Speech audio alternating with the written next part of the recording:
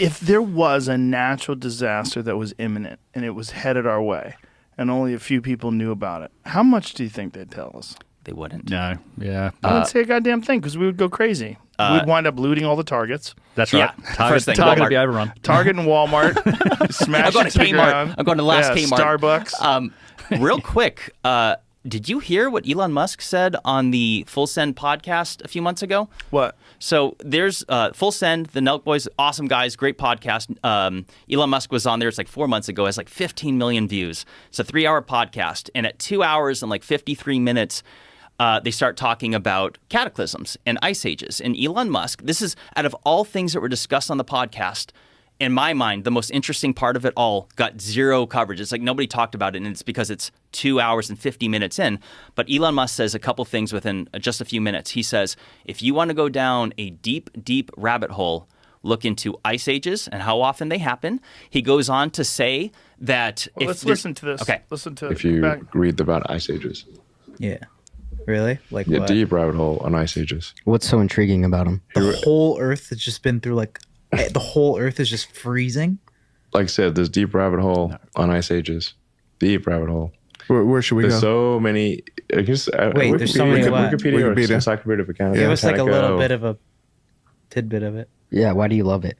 What I love it. I mean, I think it's just interesting So interesting. That's that crazy. that how much Earth's climate has changed, and even where the magnetically where the poles are has shifted over time. So, anyway, there's also been times where in the past where our galaxy has like collided with another galaxy. That probably threw things for a bit of a loop at the time. What, is there like a conspiracy when it comes to ice ages or anything like that? Or is Not really, no. Oh, okay. When was the last ice age? How long ago was that? Well, we're technically in sort of an ice age right now, although it depends on what you call an ice age. What happened to global warming? Wait, but yeah, how so? Like, what defines an ice age at that point? Global warming's Like I not said, like it's cool deep anymore. rabbit- Elon, it's, is it? it's a deep rabbit hole. What do you do when you go down a deep rabbit hole, though? Is it YouTube videos, books, or how do you educate yourself on Basically, this? go all over Wikipedia? the internet and books and clicking around the internet, Googling Wikipedia, YouTube, whatever. So Twitter can be interesting. I think there was probably something significant that happened at the in the last ice age, because we don't see any evidence of writing. When I say I'm using ice age in the colloquial term of like when was it very snowy and where the glaciers came down far and where summer was short and winter was very long, and that was about 10,000 years ago. So something happened around that ice age, that because we see no writing. No writing before that ice age, and we start to see writing pop up in multiple places on Earth after the most recent colloquially termed ice age. So, yeah. But like I said, there have been times when Earth has been extremely tropical and where it's been a snowball. But these tend to occur over very long periods of time. The global warming thing we're talking about here. That's about it. He knows. For such an unbelievably smart individual and as rich and powerful as he is, I look at these topics that we're into, cataclysms, Younger Dryas, lost ancient technology. Magnetic poles. That's the one thing. I would the like to dive scary into one. that. Yeah. I watched a video on that this morning, the Adam and Eve video. Oh yeah, the Chan Thomas thing. Jesus Christ. That's an interesting one. And Is that how much of that is agreed upon?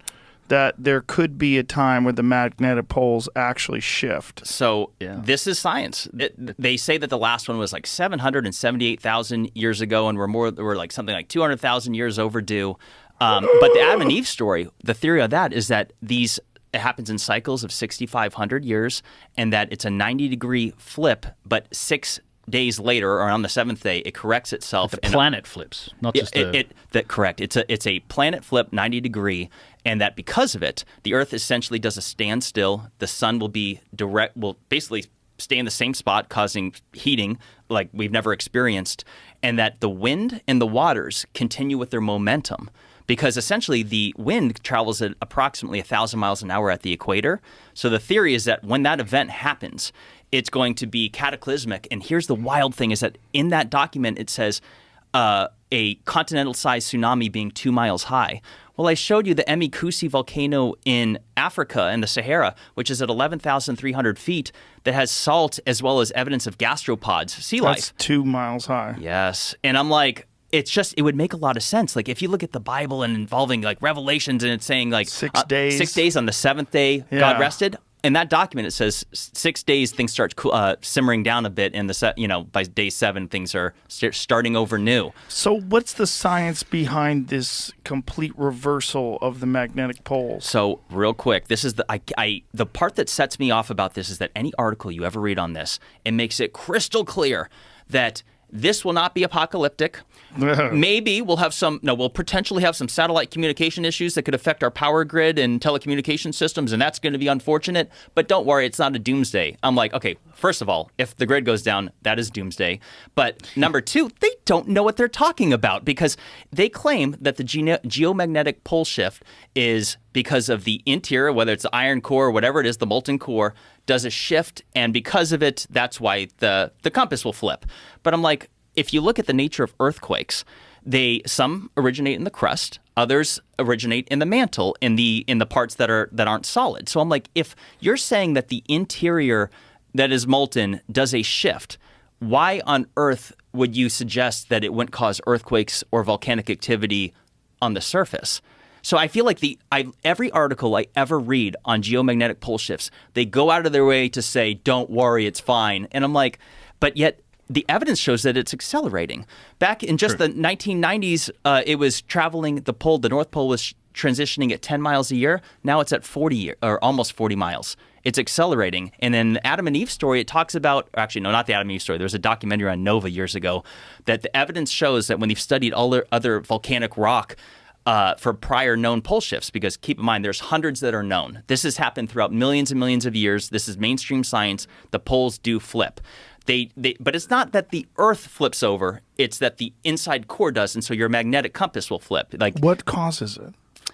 So whatever that molten core is, it does a shift inside. It allegedly happens in cycles, and we're long overdue. And when it happens, the other theory is that the Earth's shields will be diminished.